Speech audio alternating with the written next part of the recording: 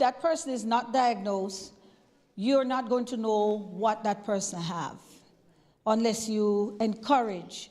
It's very discouraging, and a lot of people don't like to say, oh, my child or my mother or my brother or somebody that I know have some form of disability. They would prefer not to speak about that person with a disability. Like if they have 5 children, one is disabled, they will say, I have 4 children instead of saying 5. That still happens even until today. Mm-hmm. Yes, they would prefer not to mention the one that is disabled, because then there's lots of questions that they can't answer. And because they don't know the answer, they would prefer to ignore that person, like that person does not exist. So it is good, and that is why we have these programs where we can educate and answer questions, give information, do whatever we can to help others to know about these people or children, or know about us with our disabilities. Because, yes, go ahead. Sorry, I wanted to also add, it's not only intellectual, there's also physical disabilities. Yes. Mm-hmm. Because I have a couple of seniors who I find that they were housed in apartment buildings that say maybe 5th, 6th floor, and then when that elevator is not working for months, they can't go to the doctor, they can't go shopping, laundry, yes, things like that. So they rely on either family members who help them or whatever caregiver they have, or even my staff to try to help them bring food to them, or make sure the medication is brought to them, or see if we can connect them to their doctor to get telehealth, where they can still at least see the doctor via telephone or video. And it's challenging because so now we try to, and I want to add, there's some buildings that are old where there's no ramps for people who are in wheelchairs. Mm-hmm. So that's another challenge in terms of physical disability. And can I ask this question? So if a person is living on the 2nd floor in a building with no elevator or ramp, how do they get to their apartment? Hope that there's an elevator there. But, you know, that's the thing.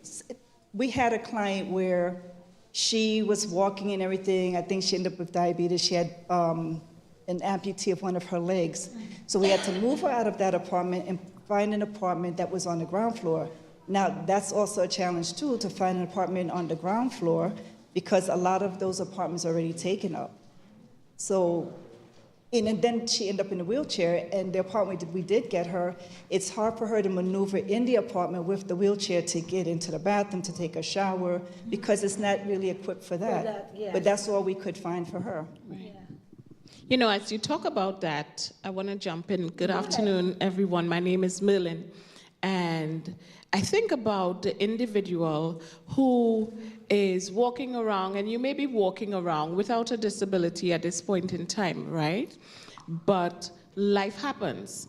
And if you don't take care of your health, life happens. And when it happens, it's the point when you're least prepared for it.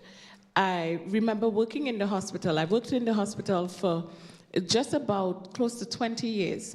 And every time a patient comes in and they end up with a stroke, you now have a disability, but you're going back home to a home that is a 2-story, beautiful house, but no provisions for anyone with a disability, including yourself. So it's something, as you think about, as a younger person, if you're hearing me, think about those things. When you think about your parents, or when you think about yourself and home ownership, it's something that I always said, I must have a house with a 1st floor, bedroom, bathroom, and easy to get in. No more than 3 steps, because those are some of the things, when you go to the hospital, the social worker considers those things, and then they say, well, if you have 10 steps to get up, you can't get up there unless you have money to put in a ramp, and it's expensive, it is very costly, right? You can't put in a chair rail because you just cannot afford $6,000, $8,000, $10,000. So it's something that we have to consider. Currently, that you may not have a disability presently, but you have to think about your future. If you're not taking care of your health, what if? And always keep that what if. And if you're currently living in a situation where you do not have accessible mechanisms to your home or in your home, think about resources in your community that you can source. And I think the Department of Aging is one of those that you can definitely go to if you are an elder and have a disability, that there are some grants out there that you can access to help prepare your home or make your home safer for you. By the way, I wanted to let you all know I am from upstate New York, Syracuse area. Yes. Amen. Nice to have you. Yes, thank you. I also want to add to our dear sister is saying about the grant, because when my husband was sick, when he got home, there was a challenge getting into the house. We have 8 stairs going up into the house. We received, and we were told by someone else. The hospital did not tell us this. It was an individual who told us that there's a grant that you can use to access this for individual with disability. It was very challenging trying to get that because you had to prove that you had that disability. And it may not be in writing that your disability is considered a disability. So that's also a challenge. So we had to get doctor's notes, we had to go through all these things. We ended up putting it in ourselves, and then we were reimbursed by the grant after everything. So it is out there, and you have to really put in the work to actually get it. And if you don't know, then you won't get it. That is true, because you have people who, they have the disability, they won't say anything. And because you keep your mouth shut, the help that you would get if someone could easily say, why don't you apply for so or so? Did you know that you can get a job even if you're disabled? By law. By law. They can't turn you down because of your disability. You could own that business. Exactly, and they will choose the one that looked normal and leave you with a disability who looks like you or know that you have a disability. But I'll tell you something. The ones that have disabilities, and the panelists could confirm with me or not, they are, don't kill me now, they are smarter than some of us. Well, I have a disability, so they're smarter than those of you, the normal people, because I know I have a disability. So they're smarter than you who are normal. Yes, yes. They are very gifted. That's their upside. Yes. Because they lose on one, you gain on one. It's just like a person who had sight and they lost their sight. What picks up? The hearing. The hearing picks up. So if you come in the room, they'll say, who is that? And they know you by the way you walk. They could easily say, oh, is that John? It is John, because you walk a certain way, so they know. So people with disabilities are very gifted people. I have this place that I get my calendars for my daycare for, and it was all made by people with disabilities. In that company, you have this young lady, she have no arms. She was born with no arms, but you can't paint like her. She used her feet to hold the brush and paint. And you have the soldiers that they come back home, they lost a limb, and they are working in that place. And they make some nice calendars. They will go out in their wheelchairs, take pictures, and come in and put it in such a nice way and make nice calendars. For those who have gotten calendars here from me, you know they are beautiful. They have different sceneries that they have in it and things. They have beautiful gardens. They have mountain sides, cats, dogs, recipe, a whole bunch. And they are so nice. So those are people that I like to support because I know they are trying real hard and they have to try twice as hard to get to where they are because of their disability. Some have tried to prove a point that I can do it. They know they can do it, but they're just trying to prove it to us that I can do it. All right? Now, we know the speaker, Sister O'Neill, she preached this morning. Wasn't that lovely? And Sister Mel is our nutritionist. Right?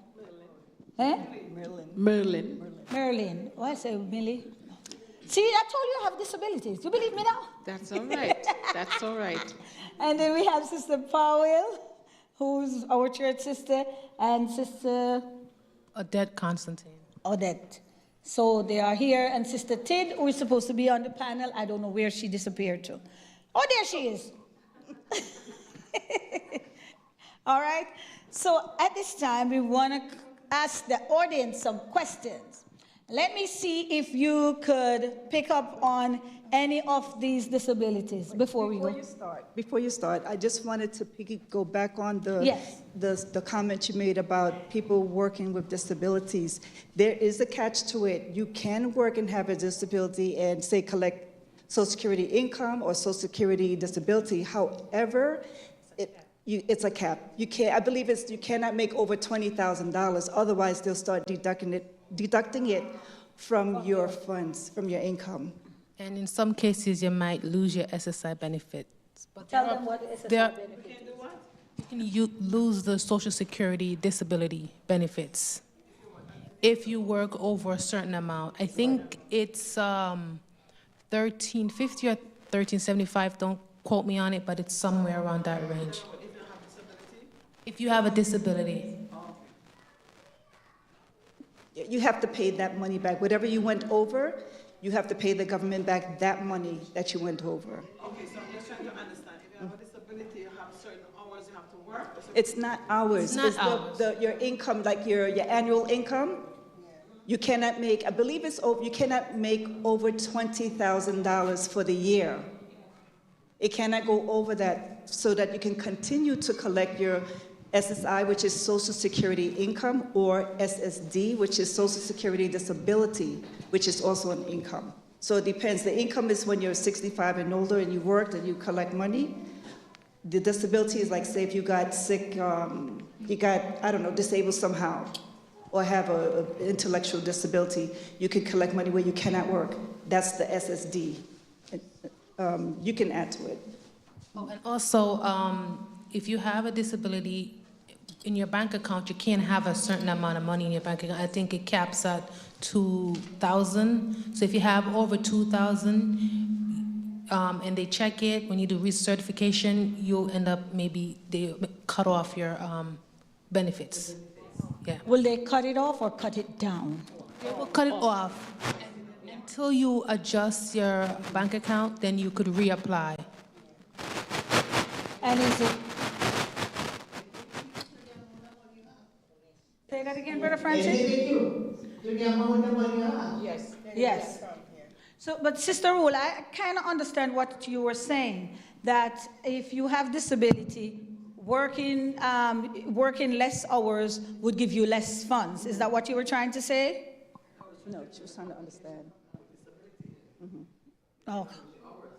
You can work more hours, but you might not be qualified for the benefits because you might not be qualified for the benefits. So in essence, what she's saying, you can only work part-time. You cannot work a full-time job. So you may be working 15 hours a week or 10 hours or less. No, you can have a part-time job. You can have a full-time job. Yeah, you can. But they also have programs like the buying programs and stuff like that, so you can work a certain amount. It's a lot. It's this thing with the income. It's very complicated. Yeah. So I can look on OPWDD website and send her some information about the income. Okay, and then we will share it with the church. Any question? Any other question? Okay, so I'm going to play a game, and panelists, you're here to help me. Remember I said that everybody has some form of disability, right? When I was advertising the program. Now, I'm going to throw something out and see if you could answer, and the panel could go on and we could talk about it. If there is someone in your home and that person likes everything put together in a certain order, they don't like to see a mess. If they have their chairs turned backwards and you turn it around, it throws them off and they want the chair to turn the way they had it. Who could tell me what disability or what would that fall under? Not you. OCD. Why do you say OCD? Thank you. You hear what she said? She says thinks she have a little bit of that herself. Okay. All right. Let me throw another one out. If you have a child or an adult and that person sit to watch a TV, they get up, they go look out the window, they come back, they sit to watch the TV, they get up, they go and they straighten up a chair, and you're talking to them, they're hearing you, but you're doing something else. What is that? No. ADHD. Why did you say ADHD? What makes you say that? Give her the mic for me, please. Okay, thank you. Because they have problems sitting and paying attention and focusing for too long. Okay. Anybody on the panel want to say something about that? I have a little thing here. Okay.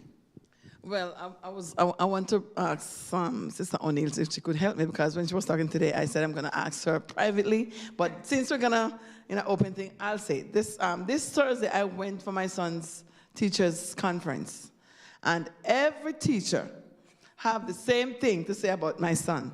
Well, I talk, and my husband is a talker. But Joseph, he just can't keep his mouth closed in class. Every teacher is saying about he just can't stop talking, and he don't focus. And he have the potential to do his work, but it's like varies. Sometimes he do good, sometimes he falls in the borderline. Not failing, but they knows he could do better.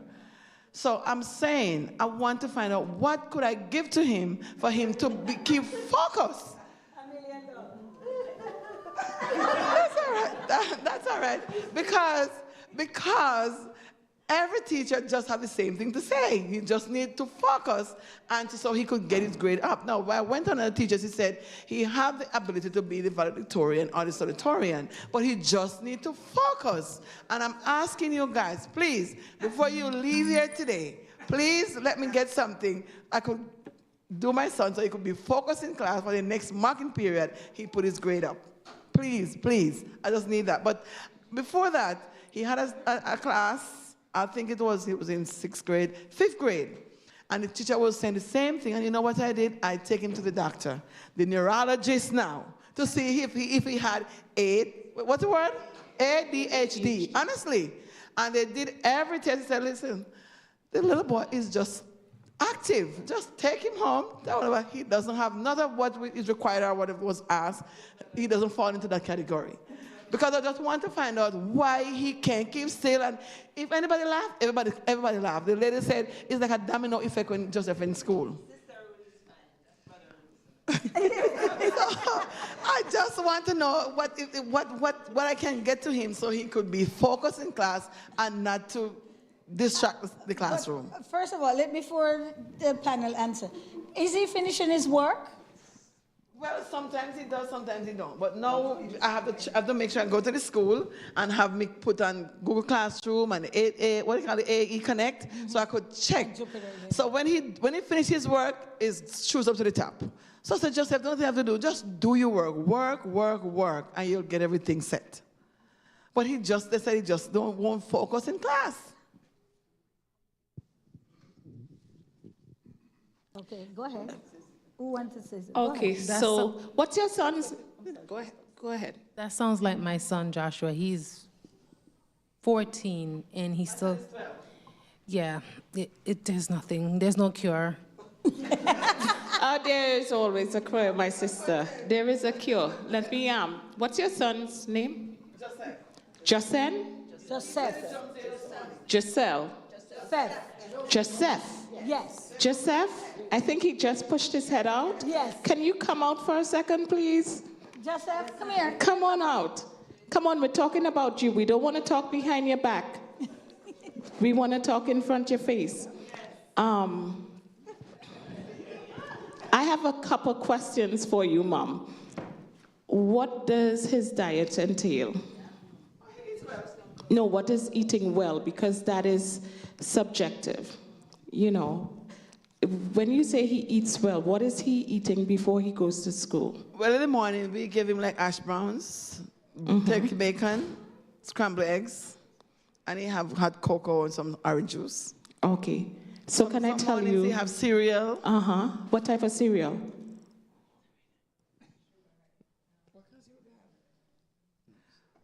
The almond crust, something like that.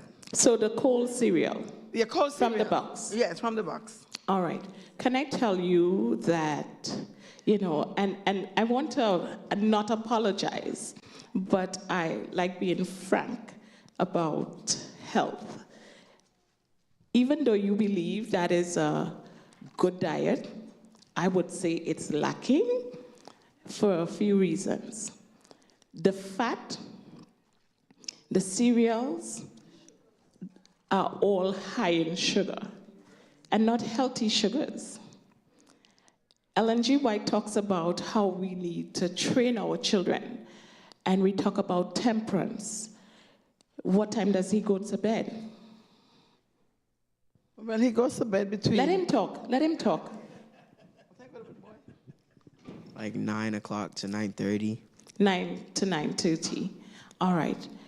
At his age, he should be getting at least 9 hours of sleep, right? 9, 10 hours of sleep. If you were to change up his diet, I would take eggs out, I would take the fat out, and give him a heavier meal in the morning, consisting of whole 100% green, so something like steel-cut oats, something like maybe a vegetable in the morning time, whatever he likes. Change that diet from those simple carbs and give him something that will settle him in the morning time, as opposed to cause him to be excited.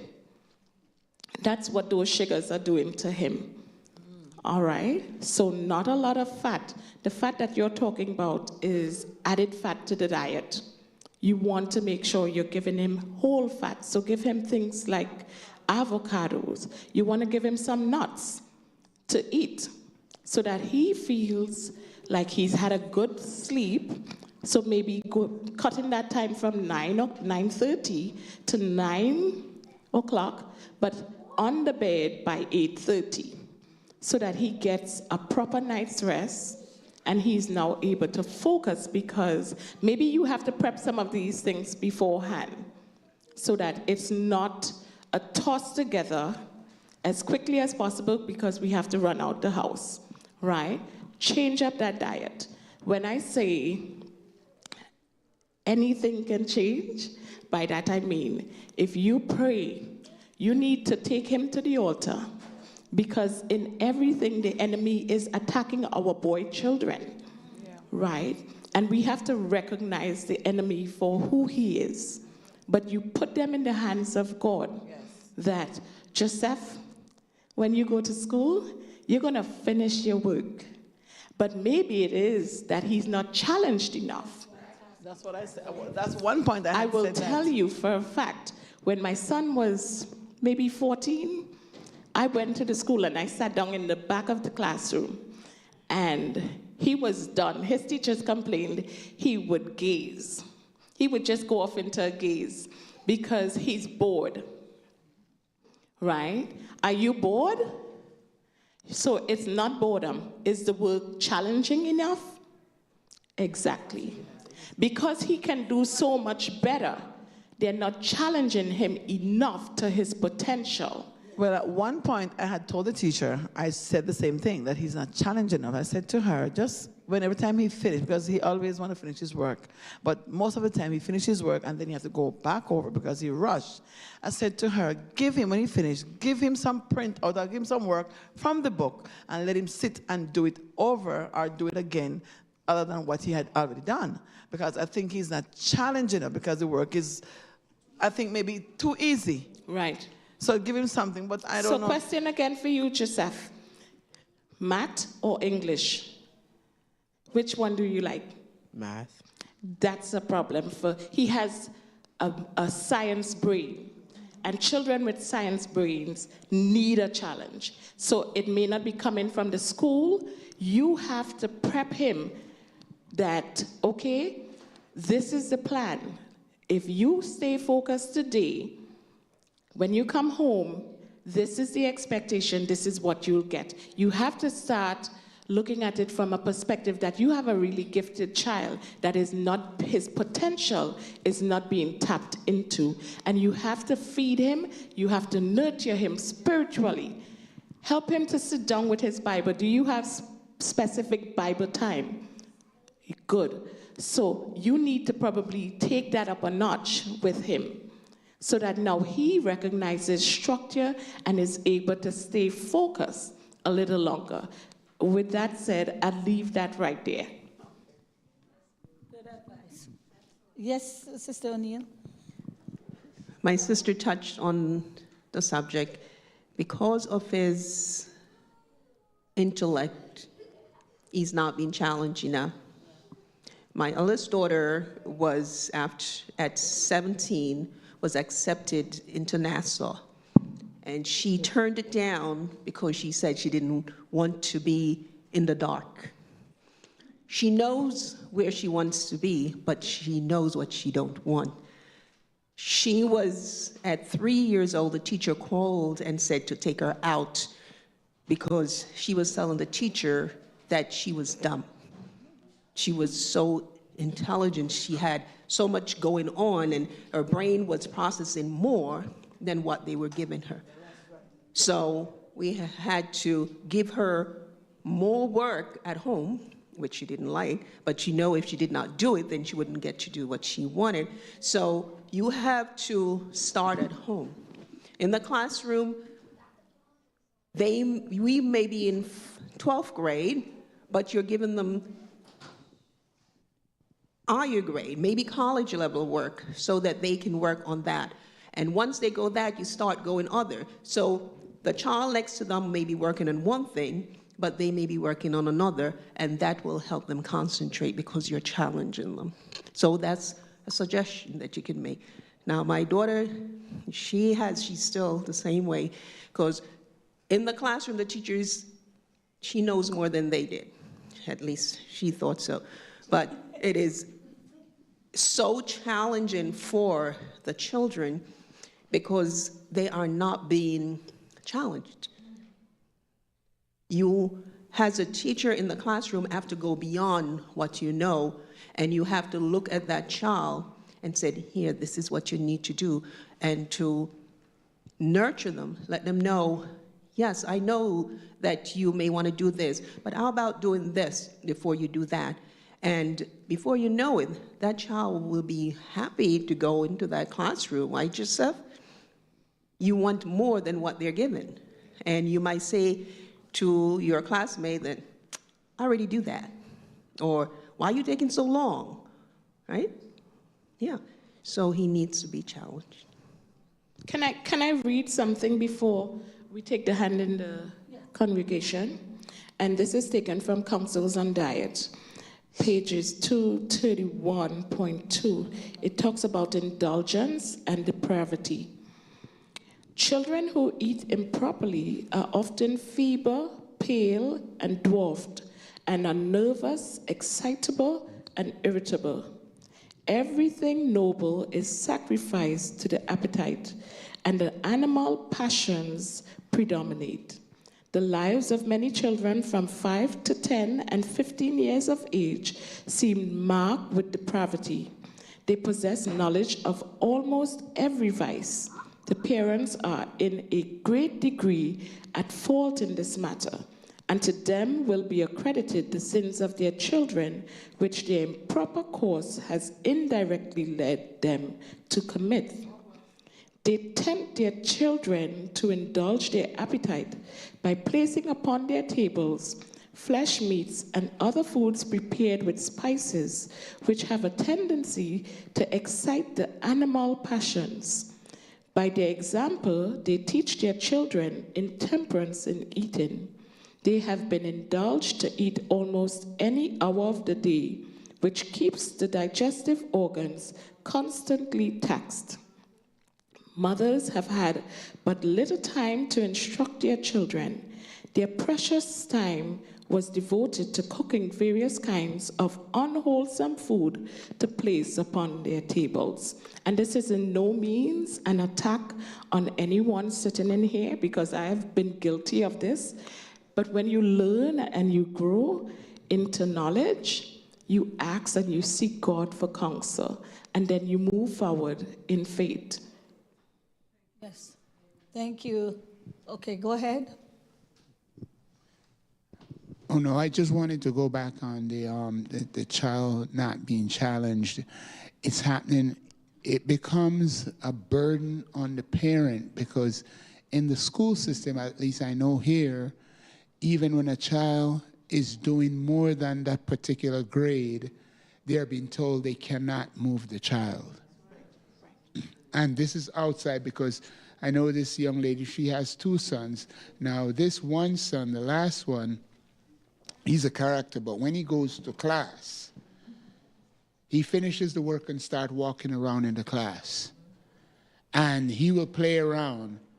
And when a question is asked, he listens very carefully. And if one of those that are so-called brilliant answer it wrong, he says, ha ha, and you are the brilliant one, and I know that you answered it wrong. And the mother tried to get him to move to another class, because even the teacher agreed, yes, he's in grade 6, he's got to go to grade 7 or grade 8. He can't do it. The school says, no, he's going to stay there. He's going to stay there. So it's a challenge too. You know, it comes back to the home now. How do I get my child? And when someone is bored, they have nothing to do, they'll go around and find something to do, and then other things happen. Yes, that is so true. I remember when our daughter Onisha was in Jamaica, before she started Jamaica school, she was going to one of those public schools, and the teacher, I found out afterwards, the teacher had her teaching the class. She was only 5.5, 6 years old. She would come home and tell me stuff, but you know, you listen sometimes, but you're really not listening. And then I found out that she was doing story time. She was teaching, and master teacher was sitting there and have her teaching. So I said, okay, that's it, time for you to move. So I moved her to Jamaica school, Jamaica SDA school.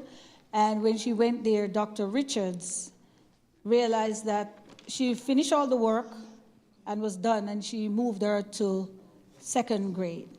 And she moved her to 3rd. And I said, no, don't move her again, because she was the shortest, youngest one in the class, and the older ones, because they know she could do the work, would pick on her and, you know, stuff like that. Sometimes the teacher, one teacher told her, they say you're smart, don't ask me any questions.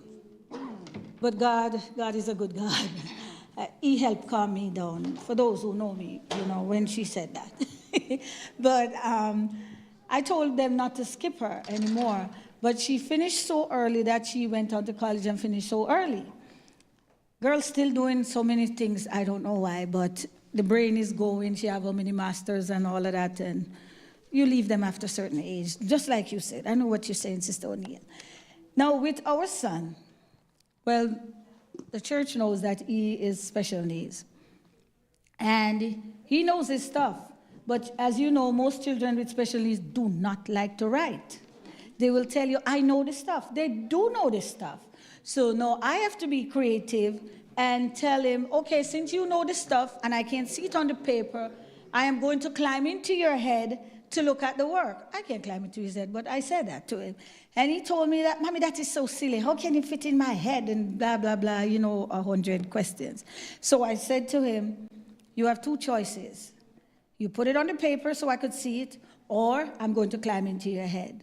What do you think he did?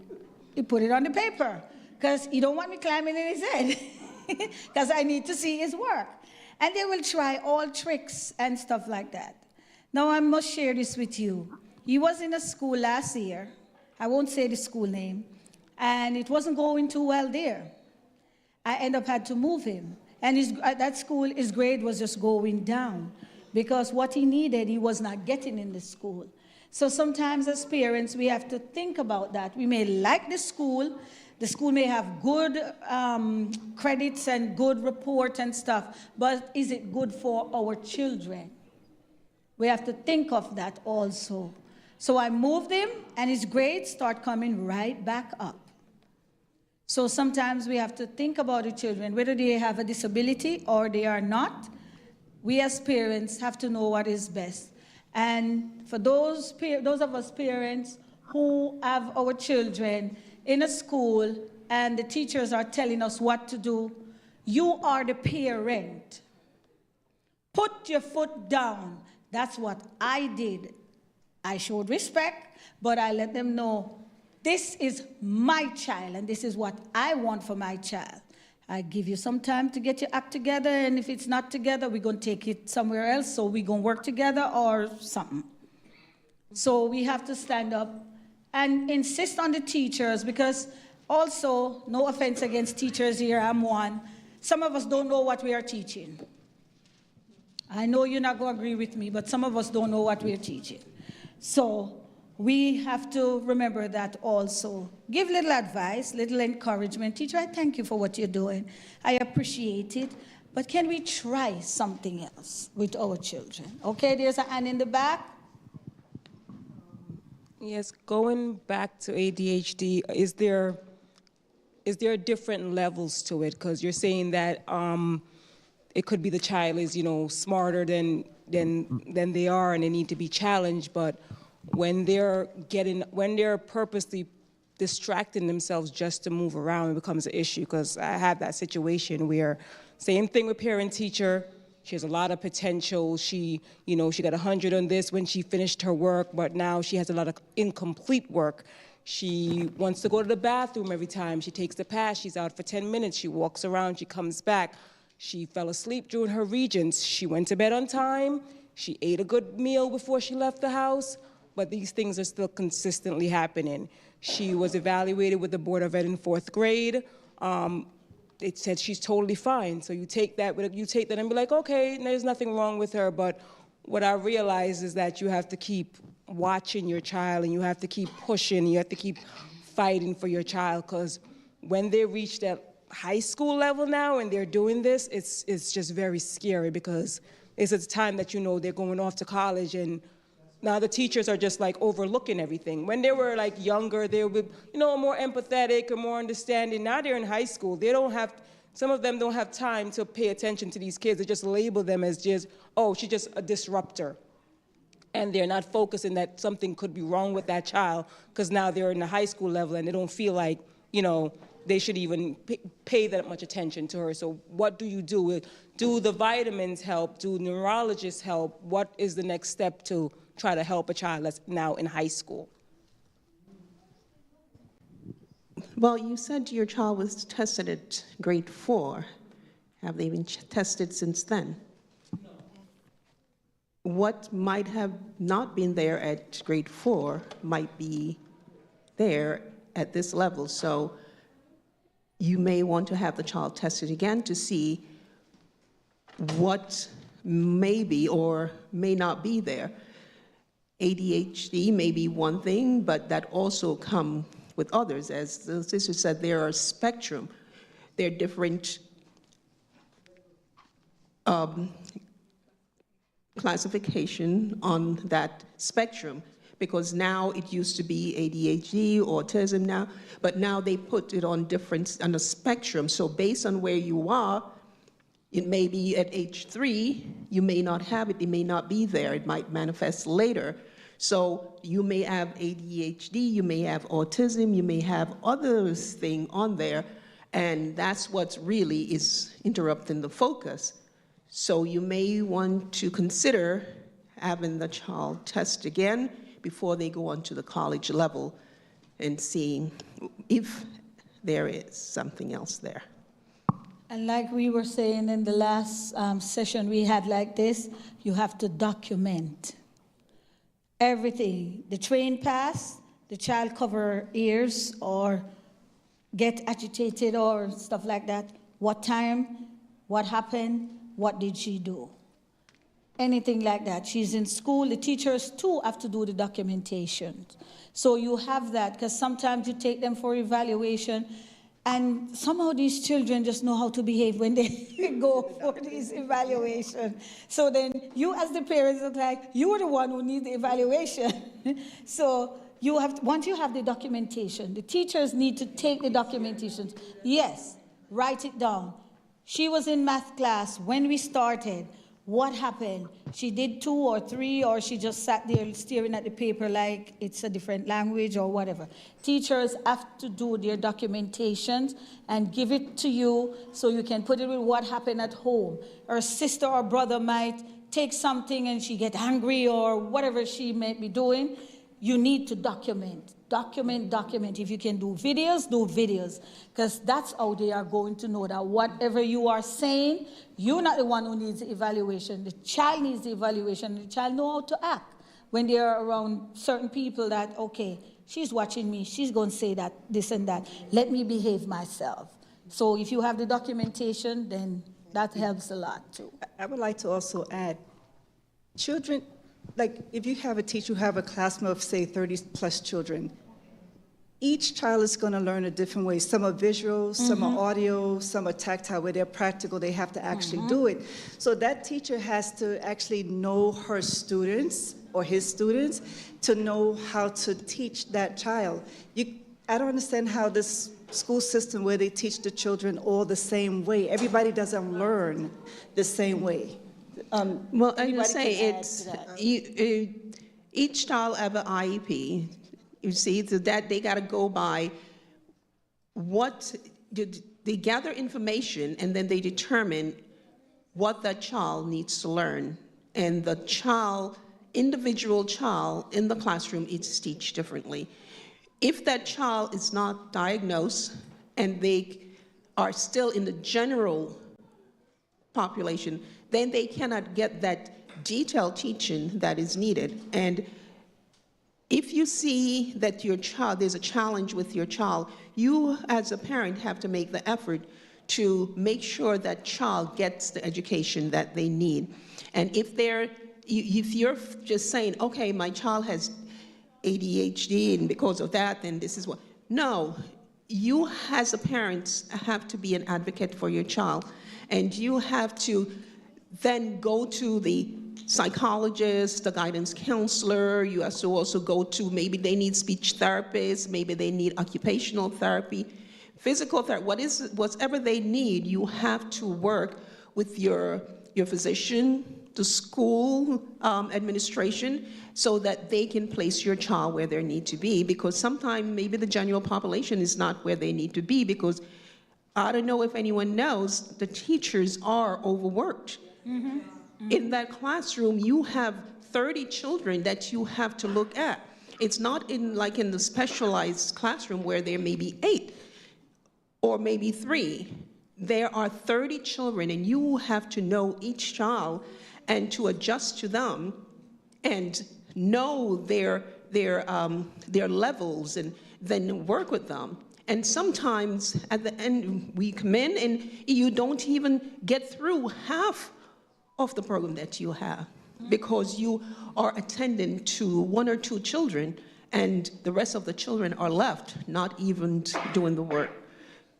So it's up to the parents to make sure that you go to administration, speak to the staff, speak to them, see what is going on. Even the nurse, sometimes the nurse observe also and see what is going on, and may say, okay, maybe you should do this, or speak to your physician about that.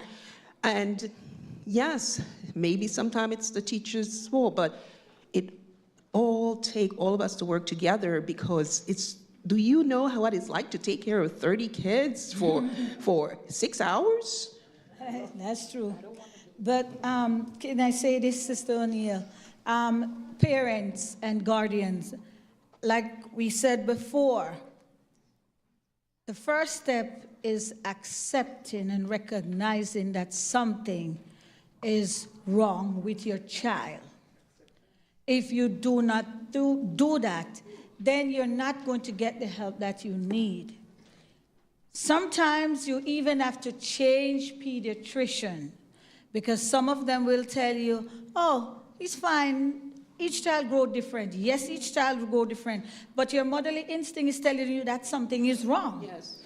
But if you said that, you put it aside and say, okay, nothing is wrong with my child.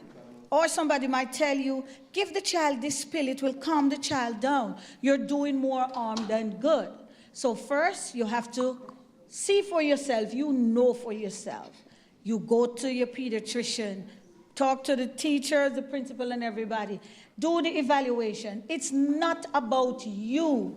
There is no shame in having a child with disability.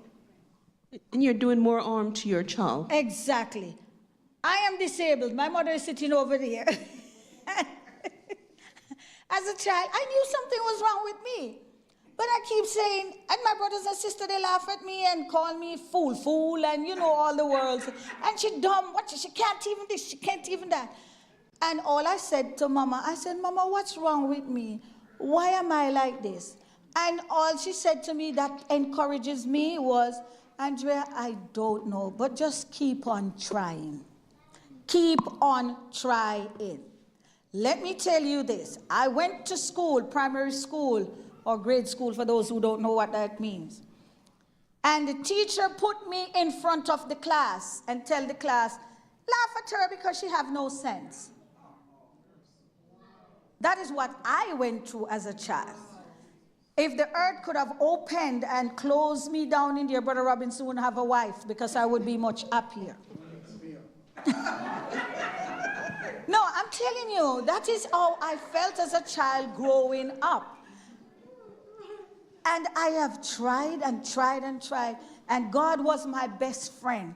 I go into an exam, please God, help me to do it. Please God, help me. Please God, please. God probably was tired of me saying, please God, please God. But I wanted to achieve something in life. I know I had the ability, but my my disability was holding me back. But I never let it keep me down there. I tried every way. They laugh at me, they treat me bad, they call me all sorts of names, and I just said, it's okay. And I made a pledge from that day. I was in 6th grade when the teacher did that to me. And I told myself from that day, I said I would never, ever treat anybody or another child the way I was treated. Because I know how that felt. It wasn't a good feeling. It was a bad feeling. But I did not let it keep me back. Look at me now. I have my own business. I got me 2 picnics and a husband that loves me world without end. That's right. And I have made that decision from that day to help any and everybody that I could, can, and will. So it's not about us as parents. I'll tell you something else. When Joel was going to Lebanon school, Lebanon Seventh-day Adventist School. As before I go there, you know, every 13th Sabbath, I was the only big old lady standing here with the little children saying memory verse. And he's in the back telling me, go ahead, Mommy, you can do it. And I go up, I come up and do it, and he said, good job, Mommy, good job. He's not coming up here. But I never put that in front of nothing and said, I'm not going to do it. This boy's embarrassing me or nothing. I didn't care about embarrassment. I see I'm using wrong words. Just figure it out. I said to myself, he's going to Lebanon school. Sound butter his ears because he have the fluid in his ear, so it's going. That's how it sounds. That's what the ENT told me. So he does not like it. And I remember graduation day. He had a panic attack. He wouldn't go up. Mommy, I can't. Mommy, I can't. He was about, what, 6 or somewhere there? And I said, all right, we're going up. And all them little children going, dam, da, na, nam, nam, nam. And Sister Robinson was there going up. Let me tell you something. I got one big old standing ovation, and I was so proud. I was so proud of myself. And he went up to do his part, play the bells. I was right there beside him. He went up to sing in the choir. I was right there beside him. Everything he was doing, I was right there beside him. But let me tell you, when the board threw me out, when they start giving out certificate and they call Joel Robinson, mommy, sit down. He went up by himself. I should do the work. He gets a certificate. So I said, I didn't get a certificate. And the audience said, so where is mommy's certificate? And they told me it was in the mail. Still didn't get it yet, but that's all right. But what I'm trying to tell you, parents, I am not going to be ashamed of my child. And anybody in here is ashamed of their child, send them to me. I will take them and take care of them. Because I know what it feels like. I have lived it, I have learned it, I have seen it, I have everything that you can think of. And it's not going to break me because I know I'm special needs. I don't know about you perfect people, but I know I'm special needs, and I work with it and do the best that I can. So, Sister Robinson. Yes. Go ahead, sis. I know you wanted to say something. Go ahead, sorry. No, this is similar to what some of these children go through, exactly. Really. Because sometimes I've seen students who are pretty good in classroom work. They could do, but their social skills are, be struggling for them to understand how to behave, how to be, stay quiet, whatever. But they're intelligent. Yes. They know their stuff. And they will disrupt the other student who's taken a longer time to do their work, okay? And in most of these private schools, there's one teacher in the classroom. Mm-hmm. Where in the other public schools, they try to have two teachers, a para, or someone to help that slow child or that child who's taken a longer time to understand the problem. So sometimes it's not really the student or the teacher, it's the extra hands you need to have in the classroom to help that child to do the best that they can, So that's how it works normally. So a couple things that you talked about that I want to revisit. If you come from the Caribbean, you come from a place of a lot of stigma, right? And it's not the easiest thing to stand up and advocate for your child because number one, you just don't believe that is the case.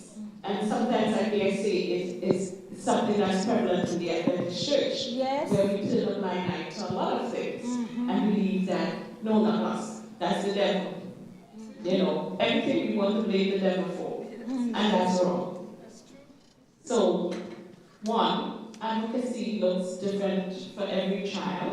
When we talk about ADHD and autism, there's a spectrum, so it could be that your child is a little bit antisocial. They never want to get up in front and do anything totally sad. That's something for you to consider. And so how do you advocate for that? It's first going to God, and I'll keep bringing it back to God. He says that we are fearfully and wonderfully made, and He does not make a mistake, right? But because of sin, we face all these challenges. Take your concern first to God. And ask Him to help you as a parent, caregiver, whoever, grandparent, to learn to stand up, acknowledge, and then move forward in faith.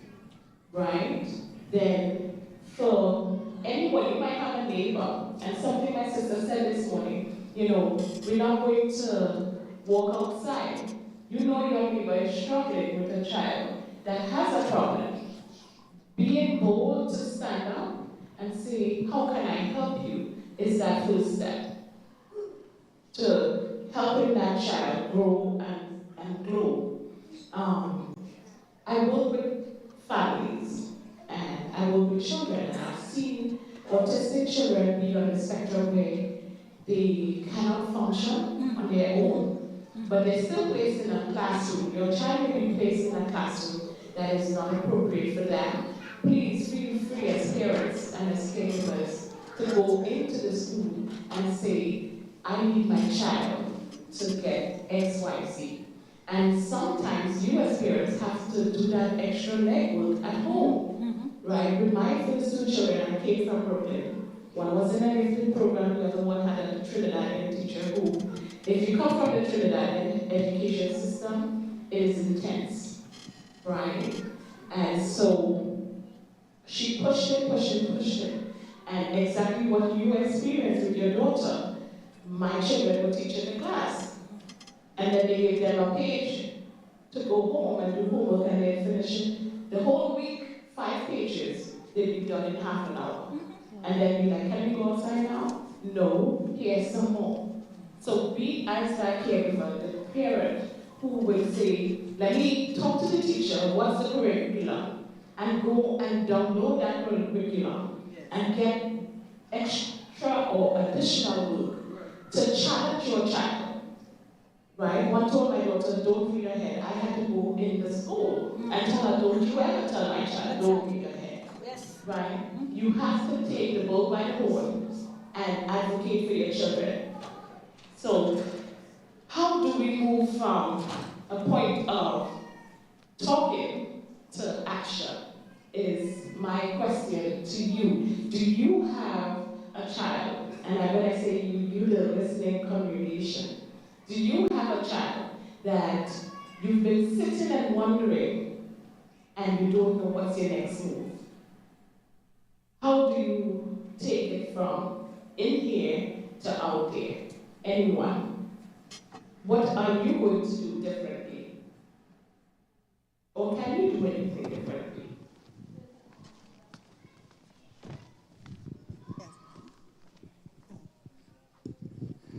Hi, everyone. I'm going to drop a little bit real quick because I have to leave for work. Just to answer your question, I'm going to make a suggestion. Hopefully it can be of help. I think Sister Robinson, since she started this program or this series, more or less, I think I am more, my eyes are open more as to certain things. Not that I didn't know certain things, but it's within the church setting, I'm better able to understand and to identify. I think as I was sitting last week, I was sitting with a few individuals where in their church, they do see children who are on the spectrum, but they don't know how to address the parent because the parent is also afraid to stand up and to say something.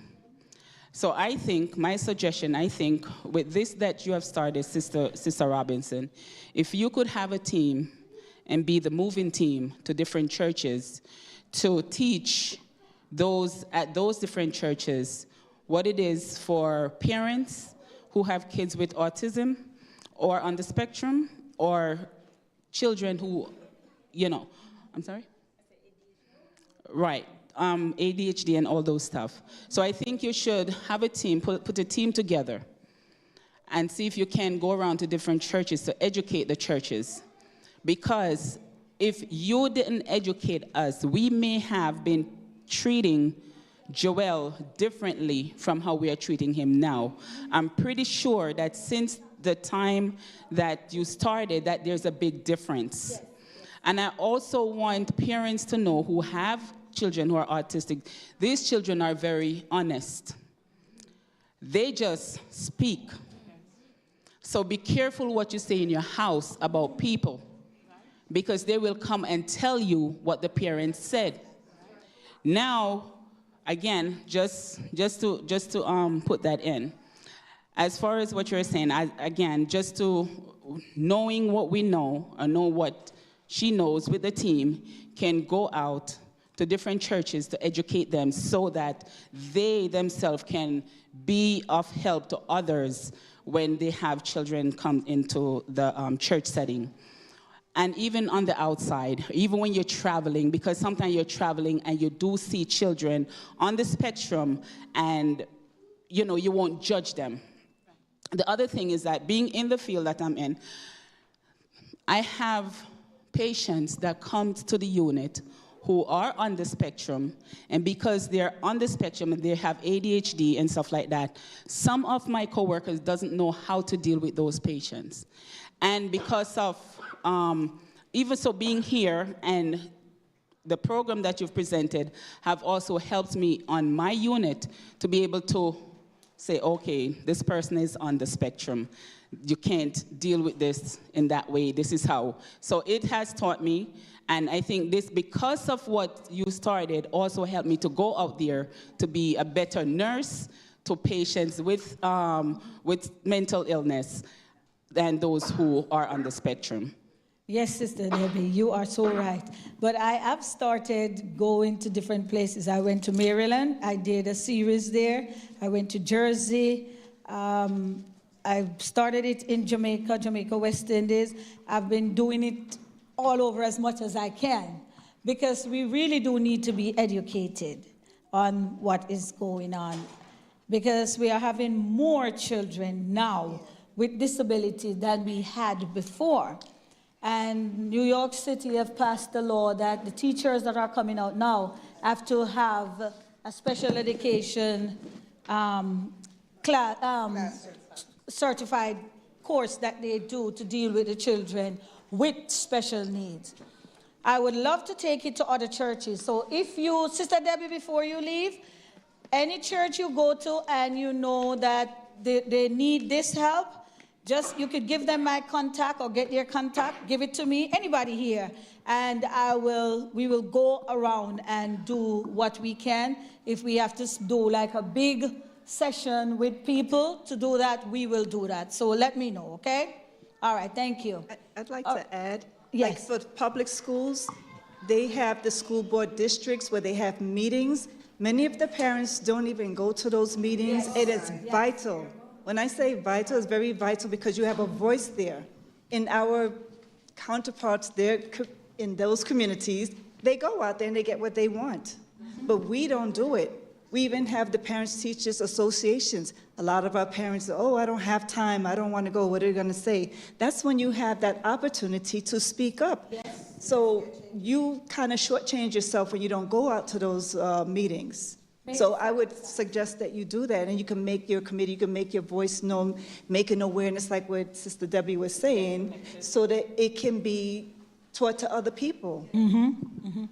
And that's what we have been doing. We have been trying to spread the word around to so many different churches. We're doing it on Zoom, on YouTube, Facebook. You can go back and just share the link with others. The first one we did is recorded, so you could go back, because we had all different therapists here that explain what each thing meant, like OT, speech, special ed.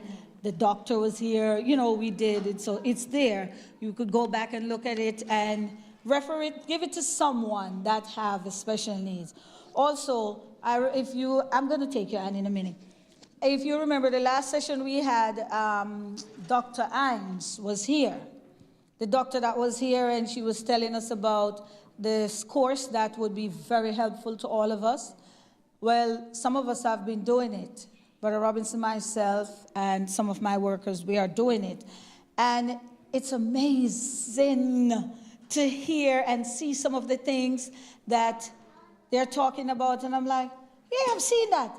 I see Joel with that. I have that. Even Anisha, she was saying to me, Mommy, I think I'm special needs too. So you do see stuff that you do, and there's ways to help yourself and help your children to go ahead.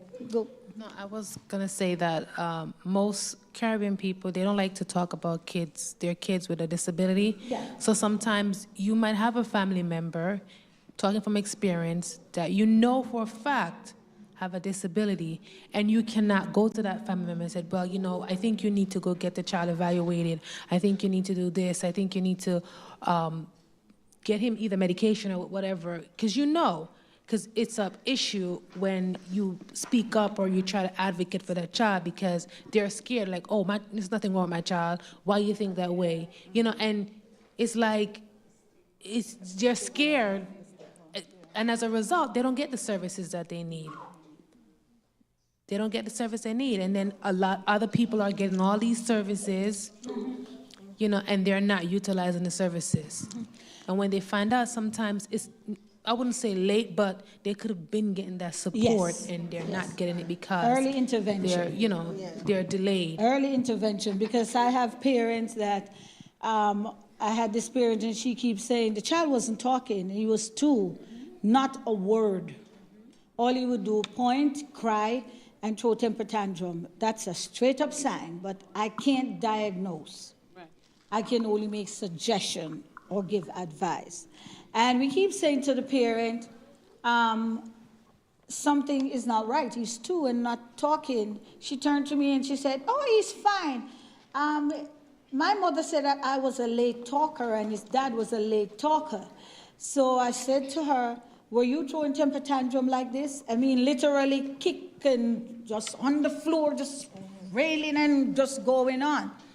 And he wouldn't say a word. He just keep looking, pointing. You don't give it to him. He'll grab on the children or grab in his face. All of us here know those signs are telltale signs. And eventually, I asked her, I said, what did the pediatrician say? And she said, he did give me a letter to take him to get evaluated, but I know nothing is wrong with my child, so I'm not going to go. So I had to talk to her, and I told her, you need to get this child evaluated because now he's becoming harmful to the other children. And that means you would have to remove him from my daycare. And that's how she went and got the child evaluated. And if sometimes you don't want to make a threat, but you have to protect workers and the other children and yourself, because you know the lawsuit will come. That child throw a temper tantrum now and hit and bruise, and there goes a lawsuit.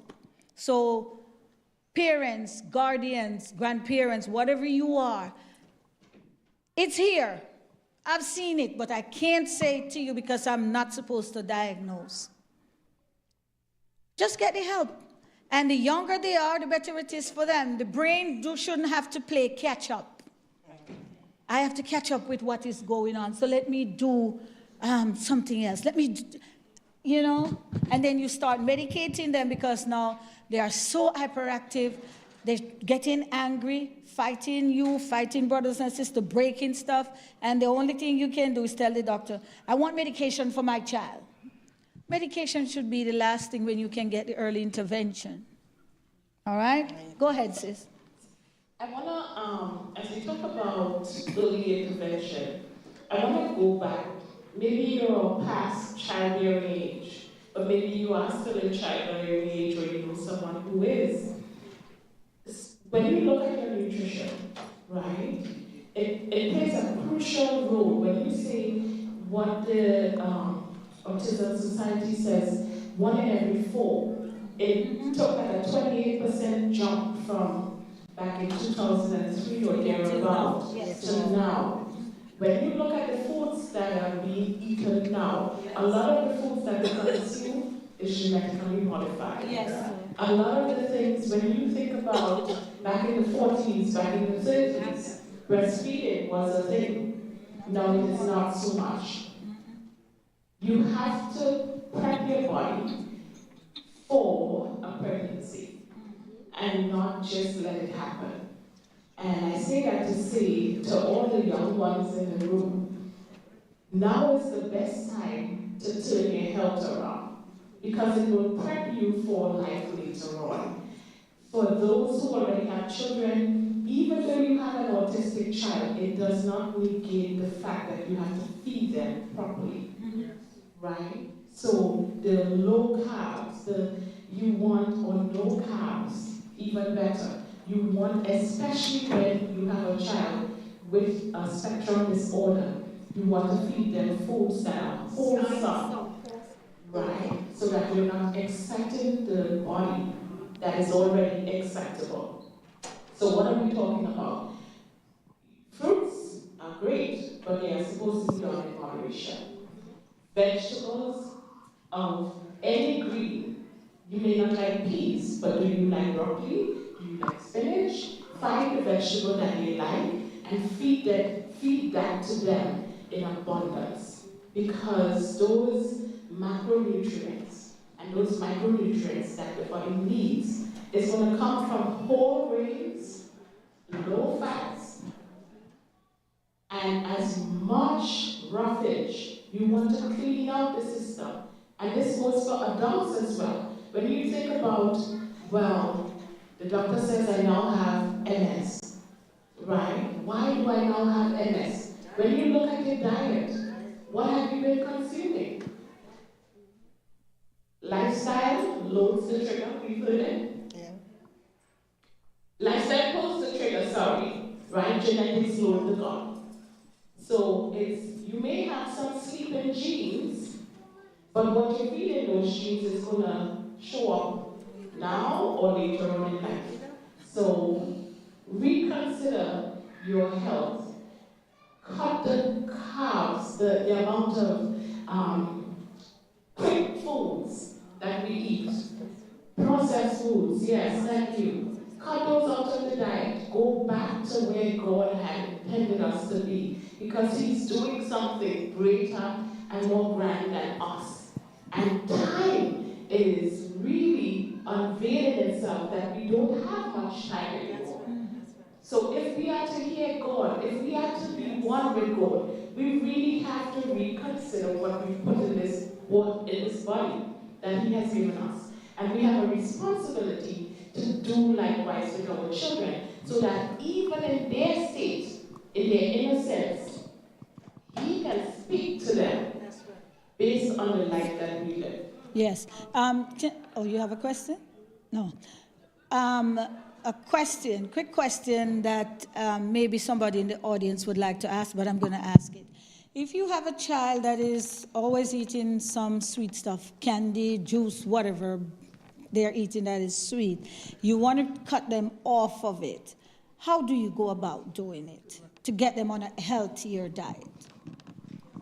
All right. So how often is that child eating candy?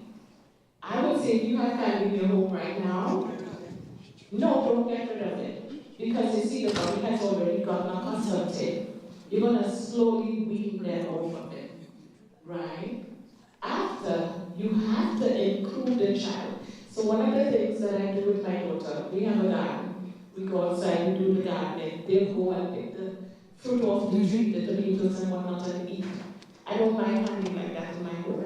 So when you get rid of it, that's it. And you're telling yourself that we can do this. Again, go to God with this. Because the devil has a counterfeit for everything God has done.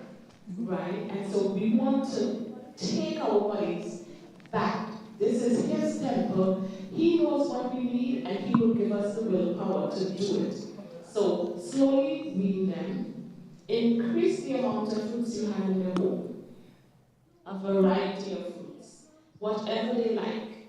Put it in front of them, and you talk to them. You can buy books, you can buy coloring books, you can take them to the grocery. When I go to the grocery with my daughter, I show her what is a healthy fruit, what a healthy fruit looks like, right? You may not be able to afford all the organics, but try to get them in every now and again. If you see something with the PLU code with a 4 or 3, that is a no good food. But it's still repeat that again, sis. PLU, the PLU code on the food, that usually is a 4-digit. So it's like a 4075. It usually is a food that has been modified in some way or has pesticides, right? And when you think about the increase in these disorders, a lot of people will tell you they started growing their own foods. You can do it in the city. Go get you some containers and put some soil in there. And I did. I have me a big old nice greenhouse in the back of my yard. Whatever green space you have, take your child outside, get them off of the television, get them off of the media, and start showing them God's love for us. From the Bible, this is what He gave us to eat. And this is what we are going to be doing. We're going to start slow, and we're going to build until it becomes a lifestyle. Okay. Brother Al is there. Who's in the booth? CJ? There's a video there that I would like to be played with, what's the name of it? The man with the disability in the wheelchair. I don't remember what the name of it. Sister O'Neill, can you remind me? What are my disabilities or something? What was it again? My disability does not define me. My disability does not define me. I would like that video to be played soon. If you could get it for me, please. Brother Al have it. He knows about them. Chelsea sent it, so he had them. Okay. All right. We also want to touch on, thank you guys so much for answering my questions. Yes? Okay. Yes. Wait for the mic.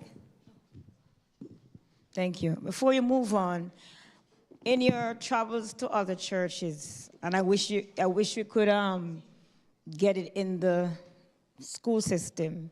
You also include diet, because Sister just touched on the foods, because I work with a student. I work with special needs students. And most of the students, some will bring juice or bring water and juice. Whereas this particular student, they will send everything. First of all, he has allergies. I'm not sure why she would send candy for him and all the foods that I think he should not eat, chips and whatever. Okay, that's one. Two, all juice. He gets a liquid yogurt in the morning. Then he has juice. So one day I said to her, we have to send him paper in the evening. So I said to him, to write on the paper, send water. It's hard for him to drink the water. That tells me that he doesn't drink water at home. Yes. So during lunchtime, I said, that's all you're going to get with your food is water. He will have like 2 or 3 containers of juice, no water. There's another one in another class. Just lately, they found out that his container, he has like a water bottle, thinking that it was water, all juice. And that child, still is not in their vocabulary. So I'm asking you, when you go around to do if you include diet in your... Yes. Thank you. We touch on it. Okay, any more questions? So can I just address the teacher's concern? I would start working with the mother to let her know that the sugars, they run off really quickly. Fruit sugars have a shelf life of maybe half an hour, right? And then what you see after he drinks all this juice, he's bouncing off the ball, so he has less focus. I would start talking to mom to say, you know what, can you send in 2 fruits instead of the juice? And send fruit, but this is what, there's a controversy in his lunchbox. He sent a thing of fruit, the other day she said watermelon, and there's a candy in it. There's candy, there's watermelon, and he don't want none of those. What he wants is the sugar. I guess she gave him fruits at home. She sent an orange, and she's already peeling everything. He'll eat everything else in the lunchbox except for the fruits that I guess she's trying to incorporate it. But what I would do as a mother wouldn't send no candy at all. So that if he wants something sweet, it'd be the natural, natural fruit instead of the process. That's what I would do. You know why? He constantly wants that sugar because it's burning out quickly. Yes, because he drops low. Yes. And so the quick rush of a candy is what she's giving to him. But what's going to end up happening, because he has all that sugar floating around, that could be a child at risk of developing diabetes. So starting to re-educate mom slowly, and then telling her, I think you should talk to your doctor about this. Not trying to change anybody, but just telling her what happens in the classroom and why you think, based on the information that they get. Listen, I took him off the bus one morning. He has empty juice box in his hand. And I said, and the matron says, yes, they send him down with juice. That's like, because they pick up as early as probably 6:30. He has a juice box in his hand. That's one. And then he has more in his lunchbox. Yeah. No water. Yeah. So I had to write on the paper, please send in some water. So that throughout the day, that's what he gets along with his meal. That's like alcohol.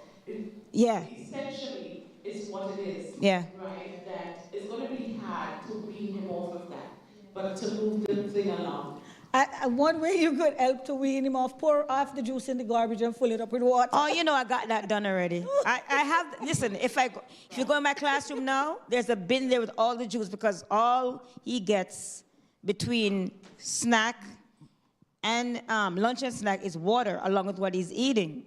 You give him an ounce of juice, it's a done deal. And he tell you, I can't sit down. He tells me that. Yeah.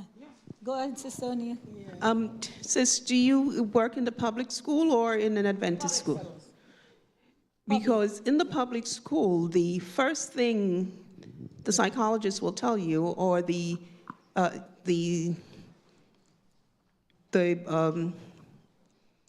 psychologist, she's a Psychologist. not just psychologist, the board certified counselor, they will tell you, you cannot take that from the child. Once the mother sends it, you cannot take it. And whatever the parent sent, that's what the child takes. Yes, it's their responsible, but you, the person as a teacher or the classroom aides or whatever, you cannot tell the child that they cannot eat what the parents sent to them. Whatever the parents sent, that's it. That's not, I didn't say we can't No, I'm eat just it. saying, for anyone who's thinking of that, you cannot take away what the mother, whatever the parents send, that is what the child So gets. let me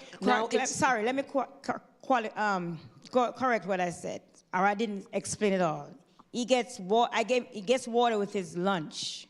When he's going home, that's the time, it's like a treat, he gets the juice. I should have said that. Because I can't say I'm not giving him the juice, but instead of giving him juice for lunch and snack, he gets water instead. So in that period of time, because he gets what did I say he got in the morning? The liquid juice bar? Yogurt. Thank you. He gets a yogurt in the morning. That's sugar already. So for lunch, he gets water along with his meal. Towards the end of the day, when he's going home and he gets a snack, that's when he gets the juice. Okay. Go ahead, sis. I was saying that usually sometimes when parents give their kids like juice in the morning, if they have like a disability or something, it usually, it usually stems from them trying to calm them down from a behavior. So they use it as a stimulus to get, what is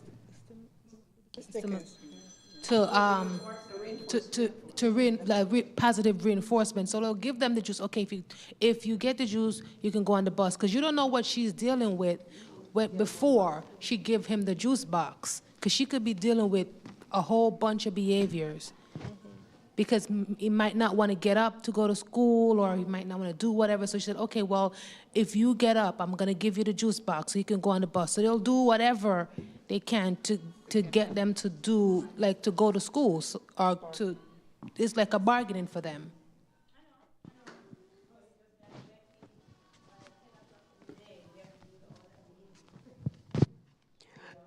Since maybe you can touch on that, because a lot of people said that sugar causes behavior, and I seriously do not think that is the case. As a nutritionist, can you speak on that for me? So when you talk about sugars, right, you're talking about natural sugars versus artificial sugar. Sugar, the body doesn't recognize. It uses those artificial sugars would stay, they shoot up high and then drop you low. That is a fact. Because the body, the pathway that it uses to burn that sugar is a quicker pathway. When you talk about fruit sugars, it takes a little longer. So it will stay in the system a little longer, but it burns off just like let's say fructose, for instance. Fructose has a half-life. It will burn it, the body will burn it the same way it would a candy bar. However, you do get some vitamin C and some other things from that juice that you're getting. At the end of the day, what I would say is if your child is naturally hyper, you want to avoid those candy bars and whatnot, because those will send the body shoot up high and then drop down low. It produces negative hormones as well. That causes, it's similar to, if you're depressed, they say eat chocolate. It's because sugar does that to the body. It gives you this happy feeling really quick, and then, the dopamine, it will crash you. So really, in a case like hers, what I would suggest is talking to that mother, that mom, and re-educating her based on what is happening in the classroom. And I do understand giving those incentives to the child if the child has behaviors. But really, what you look at is the overall picture. of Contacts? Who do you have? what you want to accomplish, a healthy body, and a child that can actually help focus and learn. Because someone with autism can learn. They will not learn at the pace we learn, but they will learn. But giving them those additional sugars does not help the situation. So replacing one juice with a fruit that they like, maybe the child doesn't like oranges. What other fruit provides vitamin C that you can give that child? Maybe it might be some strawberries, right? It could be some kiwi. But find a fruit that the child likes. You don't have to stick to what you as a parent think is ideal. You really have to go off of what that child is saying is good for them. Can I say something here? Sure. Is it a possibility sometimes the parents don't know? Right, and this is what a lot of our families are facing. This is where, okay, you just frightened me. Okay, so this is where the education now between, this is where the education now comes in between the parents and the teacher. You know, they have to form a relationship in order to help the child. You know, because while you can't take away the things that the parents sent, you know, because that would be a violation of the law, and she could lose her license for that, you know, or be suspended. What she can do is to have a meeting with the parent, tell the parent how the child is behaving in school, and also make suggestion. Once you start to have that bond with the parent, you are now able to help the parent to make that choice gradually to take away the sugar. I can talk from personal experience. When I came here, I have my stepson, and my stepson would not listen in school. In fact, he would not listen to his father, would not listen to nobody, and the teacher could not control him, and he would fight. His body just used to just jump. And every day I have to be in school, primary school, to calm him down. They call me all the time to come and get him because he's in a fight and all of that. And he used to eat these sweets, chocolate. He used to love the, what they call it, Kit Kat. And I started to change his diet. And I prayed and I fasted for him. And then I realized that it was not just only the food, because the child also have a behavioral problem, a very bad behavioral problem. So what I did, I also get counseling for the child. And as a result of that, his entire life changed. You change the diet, you change his perspective, and I spend a lot of time loving him. I spend a lot of time loving him and make certain that every evening when he gets home from school, the dinner is always prepared.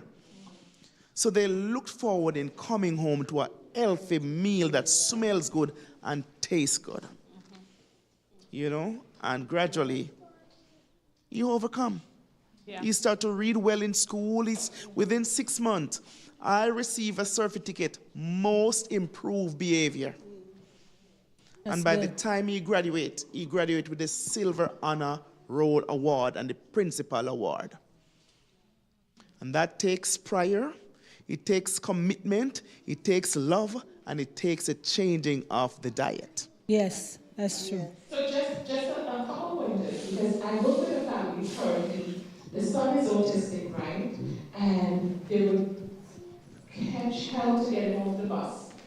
There was a communication book that happened between the school and that parent that told the parent was writing the book. He had a hard time last night, or she had to give him coffee because he was up 1 o'clock, and that helps calm him down. And sometimes coffee is diagnosed, is given as a medication for children with autism. And that was the first time I heard of that, but it's a thing. I'm not saying go do that because I'm not a proponent of giving coffee period.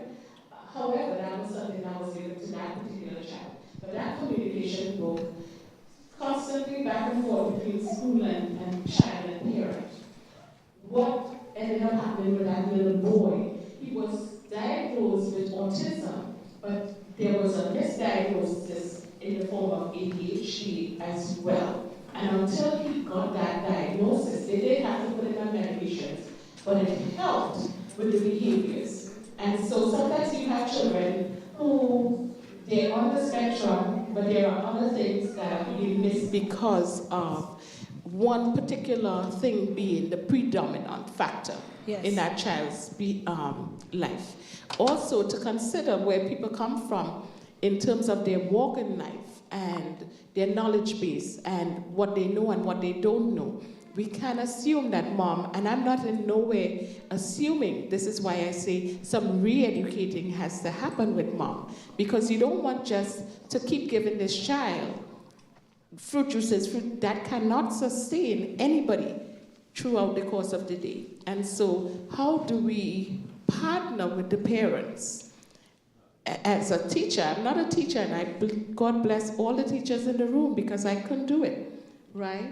But you have a duty to God because these children are in your care a lot of the times. And so being prayerful when you go into that classroom, that Lord, show me how to deal with this child, show me how to deal with this parent and this situation. You constantly have to be working and wrestling and wrestling with families and praying to God that you keep your sanity, but you also help the children in your care. Yes.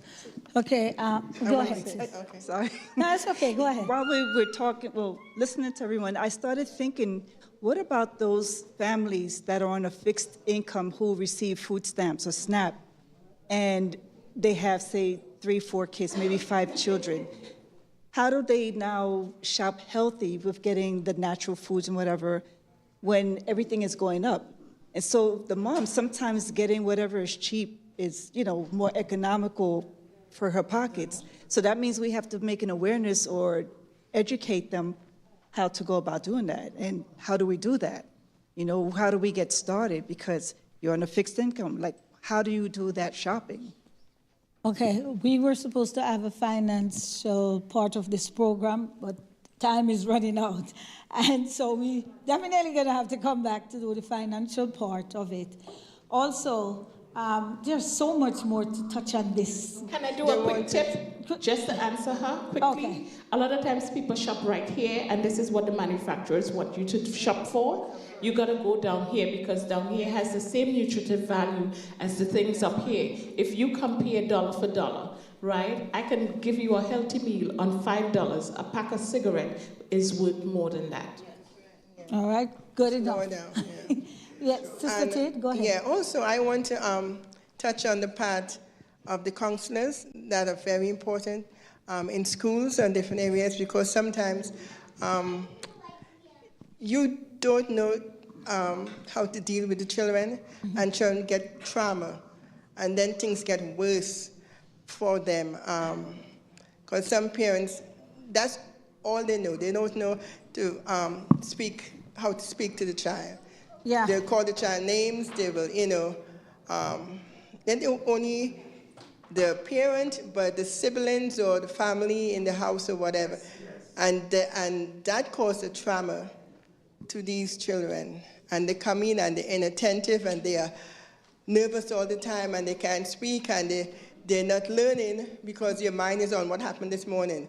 And sometimes they come and tell me all these stories and I'm like, how can you do your work, when they went through that this morning before coming to school? Mm-hmm. You have to take time to calm them down. You have to take time to talk with them. Yes. And I'm glad to have a counselor and say, can you come into my classroom, and please speak to her, whatever. Some of them come in crying, and what happened? My mother, she was calling me names, and I had to come. She couldn't do any classwork. She was so nervous and crying. I had to call a counselor to get her, to calm her down. Calm down, because my class is going on. I can't stop to talk to you. Yes. Yeah, and I can't stop to take care of the other children who are being affected by that behavior. Because one child starts to cry, what happens with the other? The rest of the class is not going to cooperate. They're not going to be cooperating. Thank you guys so much. We also wanted to touch on, do we know the difference between special needs and disability? I have, CJ, is the video ready? Yes. Oh, can you play it, please? I want you to listen to this. I wish more people were here to hear this. Go ahead.